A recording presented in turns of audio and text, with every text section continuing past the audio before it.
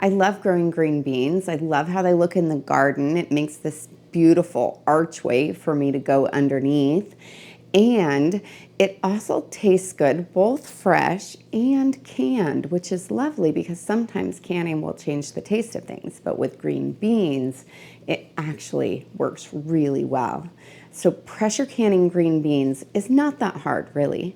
My first step is to go through my green beans that I've harvested and determine which ones that I can use. If you're going to get these at the store, you can skip this step. They'll all be prepped for you, but for me, this is necessary.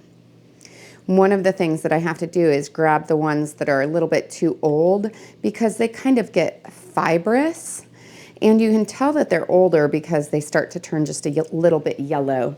So these are the ones that I'll hold aside, and I'll actually save the seeds for planting next year. The other thing that I need to do is go through and find the ones that are just a little bit too mature. I don't want the ones where I can actually see the beans in them. I want it to be a little bit more smooth as opposed to bumpy. So this one would be perfect for it. This one, not so much. So that's what I'll do now. Go through all of these green beans, figure out which ones are a little bit too big because those ones tend to have a really tough string in them, and that's not fun when you're eating it. Now I'll still keep these. I'll just use them for fresh eating or maybe even saute them up on the stove, but they wouldn't be quite appropriate for canning. Now I'll go through and I'll line up all of my green beans, and I start by snapping off the ends. This is just the end that's connected to the plant. You could cut them off, but I've always just snapped them. It's pretty quick and easy. Sometimes what I'll do is I'll grab a bunch in my hand and then just do them all at once. And then after I have a good sized pile lined up, I cut them into 1.5 to 2 inch pieces. If I have any teeny tiny pieces, I just take those out for fresh eating. And then the rest go right into my jars. And I'll continue to do that with the rest of my pile here. Another option that you have instead of doing the knife is just to snap the beans. I mean, really, it's kind of easy. It's something that you could do just sitting on the porch or in front of the TV. It doesn't give quite as clean of a line, but it's not a big deal if you're not taking them to fair. The ones that I take to fair, I'm a little more particular about how they look because that goes into effect as far as the judging goes. This is also something that little kids can help with. It's usually fun for them for about half a jar. A lot of times what we'll do is we'll just get the whole family around the dining room table and we'll all be doing it, and we'll have some music going at the same time, and then it's a much more enjoyable experience. Now I'll add 1 teaspoon of salt to each of my jars. This is optional, but it does a better job of preserving them, and it adds a little bit better flavor too. Then I'll use hot water to fill my quart jars up to 1 inch of headspace, which is the space from the top of the food to the top of the jar. I then use a wooden chopstick to debubble my jars. This is just so that if there's any air bubbles trapped in there, that they'll be released. I wouldn't want to use a metal implement for this because it would scratch my jars. Then I use a clean damp cloth to wipe off the rim of my jars so that if anything got on the edge, that it won't interfere with the seal. Now I'll place my lids and rings on until they're fingertip tight. I'm using Superb canning lids today, and this is actually my new favorite company because of the fact that it's not only American made, but it has really good quality.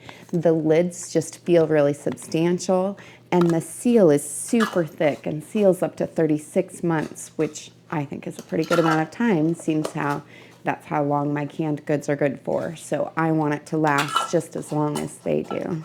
Now I'll place these in my pressure canner and process them for 25 minutes at 10 pounds of pressure. If I'm at sea level, I'm at 1,200 feet, so I'll go for 11 pounds of pressure. I'll prepare my canner by filling it with 3 quart-sized jars of hot water. Then I'll place in my green beans, and I'll lock on my lid. Now I'll place this on the stove until it begins to vent out the back. Now that it's begun to steam out of the vent, I'll set my timer for 10 minutes. Now that my timer's gone off, I'll add my weight to the top of the vent, and I should see the pressure beginning to climb on my dial. Around the time that it gets, just a little bit below it, usually a 9 or a 10, I drop my temperature a little bit because I want to get it up past 11 pounds of pressure for me, but I don't want it to go super far, super fast, or then you end up overcorrecting quite a bit. So I drop it around the time that it's 9 and then slowly get it up past the 11 mark and then fine tune it. If at any point in the process it drops below the specified pounds of pressure, then I'll need to restart my 25-minute timer. My processing time completed, and then I allowed the pressure to drop naturally. You don't want to do anything to try and cool it down any faster. You just leave it on the stove and wait until the gauge is down at 0 and the pressure indicator is down. Everybody's is a little bit different, but they all usually have those different factors. Then the first thing I do is remove my weight, because that's kind of a safety thing. If there was any pressure in there, it would release it at that point. And then I take off the lid and I take it off away from me so that if there's any steam that I won't get it right in my face. And then I place my jars on a heat-resistant surface about 1 to 2 inches apart. I'll leave them there for 24 hours until they get a good seal. I can tell that they've got a good seal if the center of the lid is depressed down. If it is, then I'll remove the ring, wash off the outside with hot soapy water, and store them in a cool, dry, dark location like my pantry, and use them in the next 1 to 3 years. If any of them didn't seal, I would place it in the refrigerator and use it right away.